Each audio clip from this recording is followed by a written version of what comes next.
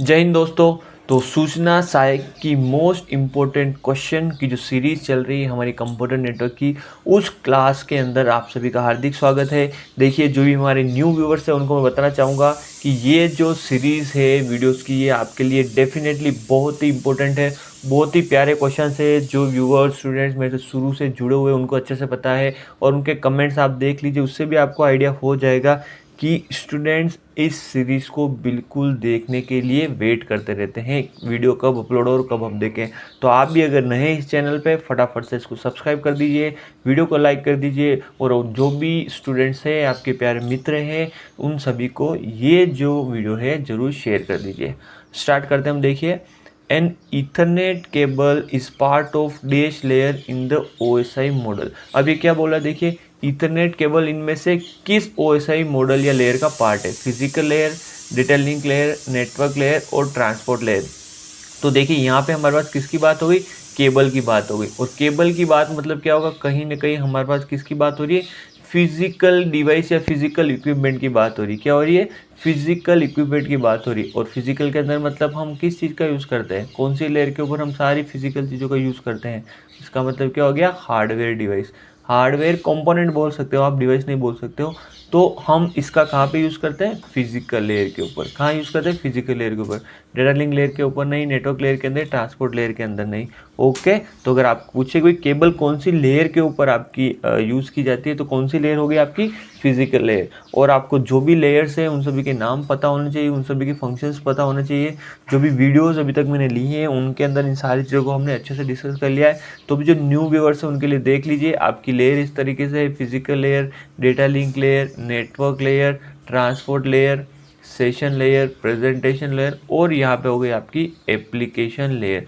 और किसी को अगर याद नहीं रहता है तो मैंने आपको ट्रिक बता रखी है, आज फिर से टेस्ट नहीं देना पड़ेगा। जी हाँ, आज फिर से टेस्ट नहीं देना पड़ेगा। देखिए, बहुत ही प्यारी ट्रिक है। इससे आप, मैं भी भूल जाता हूँ कभी कभी, इनके अंदर कंफ्यूज होता रहता हूँ, तो इससे आप इनको आराम से याद रख सकते हो। ओके, चलिए नेक्स्ट क्वेश्चन की ओर हम चलते हैं। यहाँ पे देखिए, डेफिनेटली ये कंटेंट बहुत सॉलिड है। मैंने बहुत ही इंपॉर्टेंट बुक से उठाया हुआ है, और उसके क्वेश्चन इतने प्यारे हैं, इसलिए मुझे, आपको भी अगर ये क्वेश्चन करोगे इन सबसे प्यार हो जाएगा, आपको डर नहीं लगेगा। आप धीरे धीरे आप क्या हो जाओगे? हैबिचुअल हो जाओगे। और जो 90 दिन का टाइम, 100 दिन का टाइम मिला है आपको, धीरे धीरे धीरे आपको अंदर एक चिंगारी आपको जला के रखनी है। ऐसा नहीं है कि वो चिंगारी आपकी ठंडी पड़ जाए। Okay, which is the layer that converts packet to frames and frames to packet in the OSI layer. तो देखिए, क्या बात कर रहा है? Physical layer, data link layer और नेटवर्क लेयर। ये बोल रहा है कि कौन सी लेयर पहले तो पैकेट को फ्रेम में कन्वर्ट करती है और फ्रेम को पैकेट में कन्वर्ट करती है। पैकेट्स को फ्रेम में कन्वर्ट करती है, और जो फ्रेम है उसको किस में कन्वर्ट करती है? पैकेट्स के अंदर कन्वर्ट करती है। तो देखिए, जब भी इस तरह का आपको क्वेश्चन मिले तो आपको हमेशा कहाँ खड़ा होना है? देखिए, आपको कहाँ खड़ा होना है? हमेशा हायर साइड लेयर के ऊपर। कहाँ पे? हायर साइड लेयर के ऊपर। तो आपको इन दोनों में से यहाँ पे खड़ा होना है, नेटवर्क लेयर के ऊपर। कहाँ स्टैंड होना है? नेटवर्क लेयर को। अब देखिए, ये क्या बोल रहा है? पैकेट्स को फ्रेम में कन्वर्ट करना, मतलब यहाँ पे कहीं ना कहीं पैकेट्स है, और इसको ये फ्रेम में कन्वर्ट करके कहाँ पुश कर रही है? डेटा लिंक लेयर के पास पुश कर रही है। और क्या बोला है? फ्रेम्स को पैकेट के अंदर पुश करना है। यहाँ से मान लीजिए आपकी कोई फ्रेम्स आ रही है, इस तरीके से फ्रेम्स आ रही है, कहाँ गई? आपकी नेटवर्क लेयर के पास। तो ये फ्रेम्स क्या करेगा? ये जो व्यक्ति क्या करेगा? ये जो फ्रेम्स है उनको क्या करेगा? पैकेट के बंडल के अंदर, कहाँ? पैकेट का बंडल लेगा और कहाँ पास कर देगा? आपकी नेटवर्क लेयर को। तो यहाँ पे जो आपका आंसर होने वाला है, क्या आंसर होने वाला है आपका? Network layer. ये थोड़ा सा ट्रिकी क्वेश्चन है, ध्यान दीजिए। अगर हम थोड़ा सा, अगर आपने ध्यान नहीं दिया तो इसका आंसर आप डाटा लिंक भी लगा सकते हैं और नेटवर्क लेयर भी लगा सकते हैं।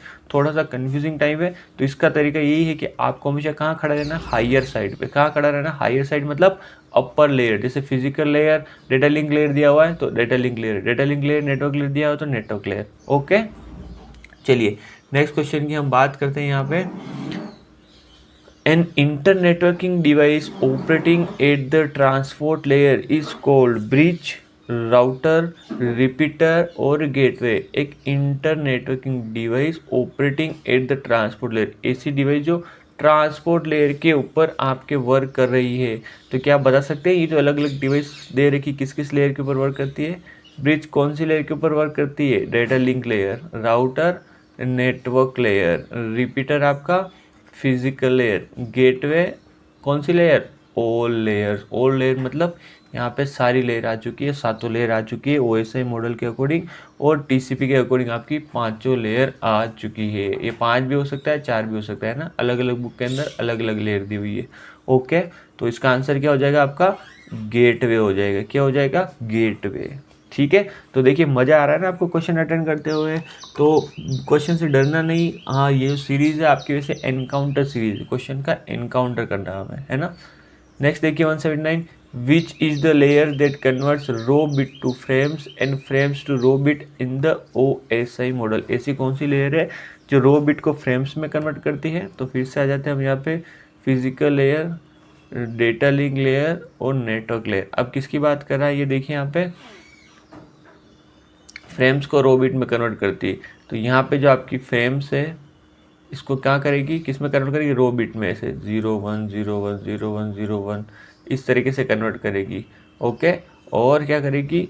रो बिट को किस में कन्वर्ट कर रही है? फ्रेम्स में। रो बिट जैसे मतलब यहाँ पे सेंडर के पास आ गया 0 1 0 1 0 1, इसको कहाँ कन्वर्ट कर रही है? फ्रेम्स के अंदर कन्वर्ट कर रही है। किसके अंदर? फ्रेम्स के अंदर कन्वर्ट कर रही है। तो आपको मैंने क्या बोला, जब भी दोनों दिया हुआ है तो आपको हमेशा कहाँ खड़ा रहना है? हायर साइड के ऊपर, आपको यहाँ स्टैंड करना है। तो इसका आंसर क्या हो जाएगा आपका? Data link layer. क्या आंसर हो जाएगा इसका? Data link layer. देखिए ट्रिकी क्वेश्चंस है, एग्जामिनर आपको किसी भी तरीके से ट्रिक करने की कोशिश कर सकता है। जैसे कि आप पेपर देख ही रहे हैं, अगर मैं ऐसे पेपर जो टेक्निकल से बहुत कम संबंधित है, जैसे आपके कुछ प्रतिशत आता है, 10 क्वेश्चन ही आते हैं, जैसे रीट ले लीजिए आप, उनके अंदर भी अच्छे खासे क्वेश्चन आ रहे हैं हाई लेवल के। जैसे जो अभी प्रीवियस रीट हुई थी उसके अंदर आपके फिजिकल ले, डेटा लिंक ले, ट्रांसपोर्ट ले, उनसे क्वेश्चन आया था कि भाई एक सेंडर से अगर आप कोई पैकेट भेजते हो और रिसीवर के पास जाओगे तो वो कौन कन्वर्ट करने का काम करेगा। ओके, तो इस तरह के क्वेश्चन भी आपको देखने को मिल रहे हैं। इसलिए अगर आप IE एग्जाम की तैयारी कर रहे हैं, आप सोच रहे कि नहीं अगर हम लेवल अप नहीं करेंगे तो कहीं ना कहीं आप ऐसी गलती मत कीजिएगा। ठीक है, तो आपको पढ़ने से कोई नुकसान नहीं है, और क्वेश्चन देखते रहिए, सब ऑटोमेटिक दिमाग में सेट हो जाएगा। बाकी कुछ करने की जरूरत ही नहीं है। मैं आपके लिए इतना काम कर रहा हूँ बैकएंड के लिए, आपको तो भी सिर्फ देखना है ना। नेक्स्ट देखिए, the layer is responsible for process delivery. देखिए यहाँ पे the layer is responsible for process delivery. तो ये क्या कह रहा है? प्रोसेस डिलीवरी के लिए रिस्पॉन्सिबल है network layer, transport layer, session layer और डेटा लिंक लेयर। ऐसी कौन सी लेयर है? तो हर एक लेयर के मैंने फंक्शंस आपको अच्छे से बता रखे हैं। Host to host, source to source और डेस्टिनेशन डेस्टिनेशन अगर आपको डिलीवरी करनी है, sorry host to host, source to source delivery अगर आप करनी है पैकेट की, तो किसका काम है? नेटवर्क लेयर का। यहीं पे अगर हम ट्रांसपोर्ट लेयर की बात करें तो process to process, port to port और end to end delivery packet किसका काम है? ट्रांसपोर्ट लेयर का। किसका काम है? ट्रांसपोर्ट लेयर का। अगर node to node, hop to hop delivery और पैकेट किसका है? डेटा लिंक लेयर का। तो हमें यहाँ किसके बारे में पूछा गया? प्रोसेस के बारे में। तो इसका आंसर क्या हो जाएगा हमारा? B, transport layer. तो ये देखिए मैंने अच्छे से बता रखा है आपको, ये दो होस्ट है और ये मान लीजिए कंप्यूटर है और यहाँ पे बीच में कोई नोड है। तो अगर आपको node to node, node to node, node to node या होप टू होप डिलीवरी और पैकेट करनी है तो इसका काम है डेटा लिंक लेयर। अगर आपको होस्ट टू होस्ट डिलीवरी और पैकेट करनी है तो किसका काम है? आपका नेटवर्क लेयर का। ये डेटा लिंक लेयर है, नेटवर्क लेयर है। और अगर आपको प्रोसेस टू प्रोसेस, इसके अंदर कोई एप्लीकेशन चल रही है, उस तक डेटा पहुंचाना है, तो ये किसका काम है? आपका ट्रांसपोर्ट लेयर का। ओके, चलिए नेक्स्ट क्वेश्चन देखते हैं हम। तो देखिए दोस्तों, आपको क्वेश्चन करने हैं और डेली करने हैं। आपको कोशिश कीजिएगा कि सप्ताह के अंदर एक भी ऐसा दिन नहीं जाए जब आप क्वेश्चन नहीं लगा रहे हो, है ना। चाहे किसी भी सब्जेक्ट के लगाइए, कहीं से भी लगाइए, उनको आपको जरूर करते रहना है। Which address identifies a process on host. अगर मुझे प्रोसेस आइडेंटिफाई करना है तो क्या मुझे फिजिकल एड्रेस चाहिएगा, लॉजिकल एड्रेस चाहिएगा, पोर्ट एड्रेस चाहिएगा या स्पेसिफिक एड्रेस चाहिएगा? तो यहाँ पर हम आ जाते हैं। तो यहाँ देखिए मैंने बना दिया है। तो डेटा लिंक लेयर के लिए आपको किस एड्रेस की जरूरत पड़ेगी? Media access control address. किसका? मैक एड्रेस की। नेटवर्क लेयर के लिए आपको किसकी ज़रूरत पड़ेगी? IP एड्रेस की। और ट्रांसपोर्ट लेयर के लिए किसकी ज़रूरत पड़ेगी आपको? पोर्ट एड्रेस, पोर्ट एड्रेस की। क्या बोलेंगे? Port address. तो अगर आपको प्रोसेस टू प्रोसेस डिलीवरी करनी है तो आपको पोर्ट की आवश्यकता है। वही क्वेश्चन दिया हुआ है कि अगर आपको प्रोसेस, देखिए which address identifies a process on host, जैसा दिया मैंने यहाँ बता रखा है। यहाँ पे देखिए आप, ये प्रोसेस है और होस्ट के ऊपर आइडेंटिफाई करने के लिए आपको किसकी ज़रूरत पड़ेगी, यहाँ पे देखिए किसकी ज़रूरत पड़ेगी, पोर्ट एड्रेस की। देखिए बहुत ही प्यारे क्वेश्चन है और कंसेप्चुअल क्वेश्चन है ना। तो अगर आप एक बार कंसेप्ट समझ गए और नहीं भी देखिए समझ में आया तो आप वीडियो सीरीज़ को रेगुलर देखते रहिए, डैम श्योर है कि आपको समझ में आएगा और एग्ज़ाम में आपको काफ़ी बेनिफिट मिलने वाला है इससे। नेक्स्ट देखिए, the dash layer uses data compression to reduce the number of bits to be transmitted. ऐसी लेयर जो डेटा कंप्रेशन का यूज़ करती है to reduce the transmit of bit. तो देखिए फिर से जो आपकी लेयर से उससे रिलेटेड एक क्वेश्चन है, तो डेटा कंप्रेशन और डीकम्प्रेशन, तो यहाँ पे कौन सी लेयर का काम है, प्रेजेंटेशन लेयर। तो देखिए ये तो डायरेक्ट क्वेश्चन है, आपको हर एक लेयर के फंक्शंस पता होने चाहिए। तो प्रेजेंटेशन लेयर का काम क्या है आपका, डेटा कंप्रेशन करना और डीकम्प्रेशन करना। इसके अलावा क्या करना, एनकोडिंग करना और क्या करना, डिकोडिंग करना। और क्या काम है यहाँ पे प्रेजेंटेशन लेयर का आपके पास। अगर हम यहाँ पे प्रेजेंटेशन बार की बात करें तो हर एक लेयर है उसका आपको वर्क पता होना चाहिए, है ना। डेटा लिंक लेयर की बात करें तो देखिए मैंने कई बार वीडियोस के अंदर बता दिए, फ्लो कंट्रोल करना, एक्सेस कंट्रोल करना, एरर कंट्रोल करना। अगर नेटवर्क लेयर की हम बात करें तो यहाँ पे लॉजिकल एड्रेसिंग करना, इसके अलावा मेन तो आपका है राउटिंग करना, फिर फ्रेगमेंटेशन करना। तो हर एक लेयर के अपने खुद के फंक्शंस है, वो आपको क्या होना चाहिए, बाय हार्ट होने चाहिए और याद होने चाहिए। यहाँ पे ध्यान रखना, प्रेजेंटेशन लेयर को ट्रांसलेशन लेयर भी बोलते हैं। क्या बोलते हैं, ट्रांसलेशन लेयर भी बोलते हैं। किसको बोलते हैं, प्रेजेंटेशन लेयर को। इस चीज़ का आपको याद रखना है, ठीक है। नेक्स्ट क्वेश्चन की ओर हम बात करें, यहाँ पे decryption and encryption are the features of. अब ये डिक्रिप्शन है, एनक्रिप्शन, ये भी फीचर किसका है, तो यहाँ पे मैं लिख सकता हूँ एनक्रिप्शन करना और डिक्रिप्शन करना, ये भी आपका किसका काम है, प्रेजेंटेशन लेयर का। तो compression, decompression, encoding, decoding, encryption और डिक्रिप्शन, ये किसका काम है, आपके प्रेजेंटेशन लेयर का। ओके, चलिए नेक्स्ट क्वेश्चन की ओर बढ़ते हैं। यहाँ पे देखिए बहुत ही प्यारे क्वेश्चन है, अगर आपने पढ़ रखा है तो आपको बहुत मज़ा आ रहा होगा, ये बात तो सही है ना। आपको बहुत अच्छे से समझ में भी आ रहा होगा और आपको फील गुड की फीलिंग आ रही होगी, है ना। 194 देखिए, the sharing of a medium and its link by 2 or more devices. The sharing of a medium, कोई मीडियम है और एक से link, sharing of medium its link by 2 or more devices, ठीक है। एक से ज़्यादा डिवाइसेस को शेयर करना, उसको हम क्या बोलेंगे, फुल डुप्लेक्सिंग, मल्टीप्लेक्सिंग, माइक्रोप्लेक्सिंग, डुप्लेक्सिंग। तो वैसी बात है भाई, ये जो चैनल है इसके ऊपर आप एक से ज़्यादा स्टेशन कनेक्टेड है, उनके जो डेटा है उनको आप शेयर कर रहे हो। तो यहाँ पे कहीं ना कहीं आप क्या कर रहे हो, ये देखिए एक से ज़्यादा शेयर कर रहे हो, तो यहाँ पे कहीं ना कहीं आप क्या कर रहे हो, मल्टीप्लेक्सिंग कर रहे हो। जब यहाँ से देखिए 1 2 3 4 4 का डाटा यहाँ से निकल के जाएगा और कहाँ जाएगा आपके, यहाँ पे देखिए किसका यूज़ करा है, मल्टीप्लेक्सिंग का, 1 2 3 4, और लास्ट में जो सिग्नल है किस में दे रहा है, आपके एक केबल के अंदर। किसके अंदर, एक केबल के अंदर। तो इन चारों का डेटा होकर सिग्नल मल्टीप्लेक्सिंग वगैरह कहाँ जा रहा है, आपको जो भी लिंक है चैनल उसके ऊपर जा रहा है, और रिसीवर के पास जब ये पहुँचेगा तो फिर से ये क्या हो जाएगा, आपका डीमल्टीप्लेक्स हो जाएगा, और जिस भी स्टेशन का जो डेटा है वो उसको पहुँच जाएगा। तो ये मल्टीप्लेक्सिंग बोलते हैं, इसको क्या बोलते हैं, मल्टीप्लेक्सिंग। बी इसका करेक्ट आंसर होने वाला है। और देखिए यहाँ पे क्या क्वेश्चन दिए हुए हैं, which multiplexing technique use to transmit digital signal. ऐसी कौन सी टेक्निक है जिसके अंदर डिजिटल टेक्निक का आपके यूज़ किया जाता है। तो मैं बता दूँ आपको, यहाँ पे FDM का मतलब क्या हो गया आपका, फ्रीक्वेंसी डिवीज़न मल्टीप्लेक्सिंग। क्या हो गया, फ्रीक्वेंसी डिवीज़न मल्टीप्लेक्सिंग। TDM का मतलब टाइम डिवीज़न मल्टीप्लेक्सिंग, और WDM का मतलब वेवलेंथ। क्या हो गया आपके, वेवलेंथ डिवीज़न मल्टीप्लेक्सिंग। तो यहाँ मैं आपको बता दूं कि जो आपका TDM है वो आपके डिजिटल सिग्नल के लिए यूज़ किया जाता है, और बाकी जो आपका FDM है और WDM है ना, फ्रीक्वेंसी डिवीज़न मल्टीप्लेक्सिंग और वेवलेंथ डिवीज़न मल्टीप्लेक्सिंग। इसका यूज़ किया जाता है आपके एनालॉग सिग्नल के लिए। किसके लिए? एनालॉग सिग्नल के लिए।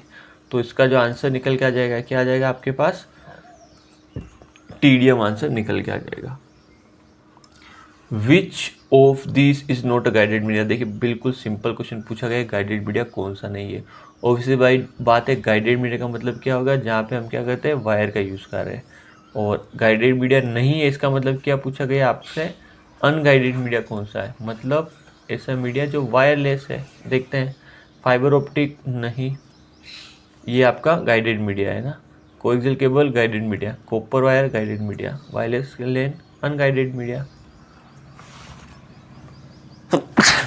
सॉरी।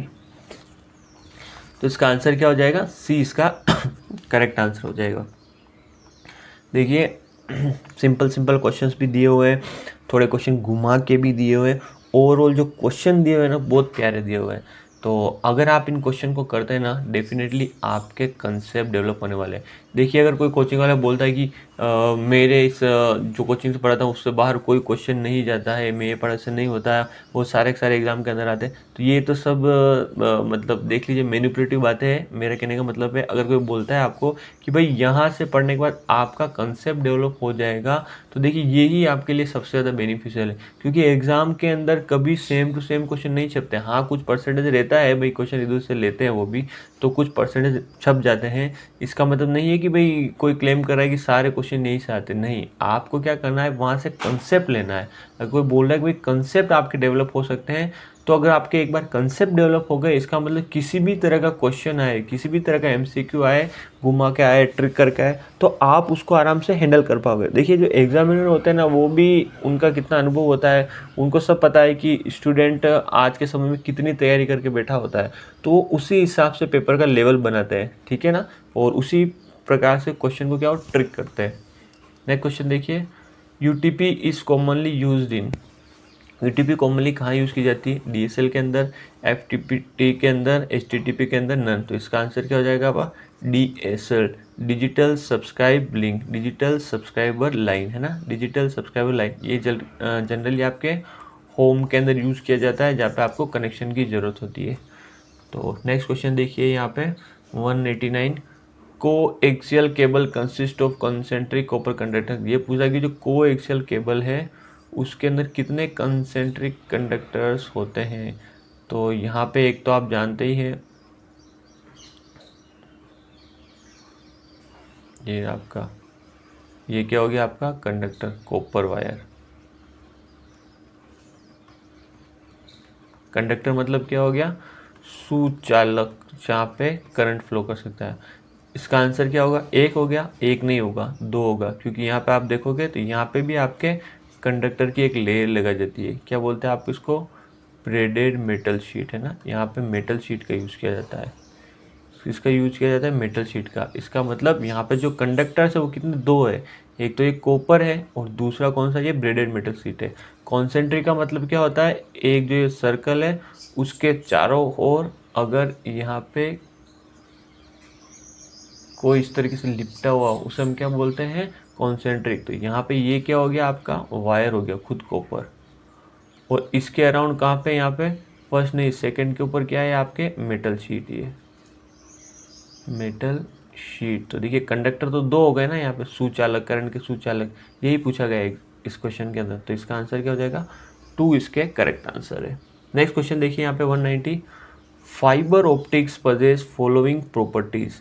तो देखिए फाइबर ऑप्टिक्स के बारे में क्वेश्चन है, इम्यून इलेक्ट्रोमैग्नेटिक इंटरफेरेंस। तो अब आप मेरे को बताइए जो आंसर क्वेश्चन दे रहे हैं सही, जो ऑप्शन दे रहे हैं सही है या नहीं, हिंदी में बता देता हूँ। फाइबर ऑप्टिक्स इनमें से निम्नलिखित की प्रॉपर्टी पजेस करता है, मतलब ये विशेषताएं हैं, ये पूछ रहा है फाइबर ऑप्टिक्स के बारे में। सबसे पहले फाइबर ऑप्टिक के अंदर जो आपका जो डेटा ट्रैवल होता है ना, वो किस फॉर्म के अंदर होता है? वो होता है आपके लाइट फॉर्म के अंदर, ध्यान रखना। वो जो लाइट फॉर्म की एक खासियत होती है कि ये जो एक्सटर्नल जो भी फैक्टर्स है, एक्सटर्नल फैक्टर्स जैसे आंधी, तूफान, बरसात, गर्मी, सर्दी, उनसे ये प्रभावित नहीं होता है। तो इसका एक टेक्निकल टर्म जो होता है, जो सेंट्रल लेवल के अगर आप एग्ज़ाम दिए होंगे उसके अंदर पूछा जाता है, ससेप्टिबल। क्या होता है? ससेप्टिबल, ठीक है। इसका मतलब क्या होता है? अति संवेदनशील, अति संवेदनशील। तो कई बार ये क्वेश्चन पूछा जाता है कि जो फाइबर ऑप्टिक्स है वो ससेप्टिबल है या नहीं, तो इसका आंसर क्या हो जाएगा? नहीं है। ये संवेदनशील क्यों होगा भाई? क्योंकि डेटा जो ट्रैवल कर रहा है लाइट फॉर्म के अंदर कर रहा है, ठीक है। तो ये संवेदनशील नहीं है, इसके ऊपर चाहे आप धूप हो बरसात हो, इस जो ऑप्टिकल फाइबर को कोई फ़र्क नहीं पड़ता है। और ये क्यों नहीं है? इसका रीज़न क्या है कि लाइट जो ट्रैवल करती है वो डेटा ट्रैवल करता है लाइट फॉर्म के अंदर। तो अब देखिए, immune to electromagnetic interference. Immune का मतलब क्या होता है कि इसके ऊपर कोई प्रभाव नहीं पड़ता है, कोई प्रभाव नहीं पड़ता है किसका?